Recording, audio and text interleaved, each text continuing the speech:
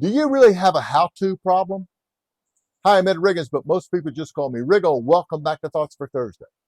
When I was starting my tenant rep practice many years ago, it was a good news, bad news situation. The good news was I had real estate experience, market knowledge, and credentials. The bad news was nobody cared because I didn't have any clients. I knew in both my head and my heart what I needed to do, and I knew how to do it.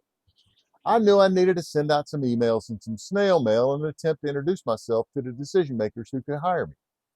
I knew I needed to get involved in some associations where I could meet some decision makers who could hire me.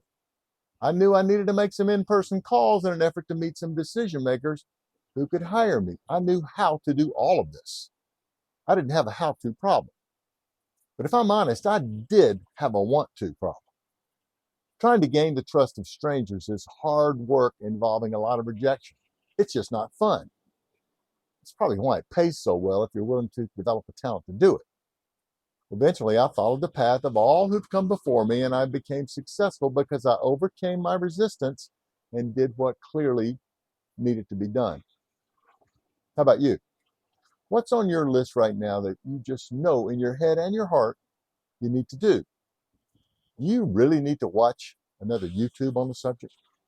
Do you really need to read another book about this? Do you really need to ask yet another expert for advice?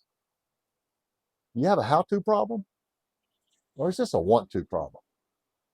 Thanks for joining me.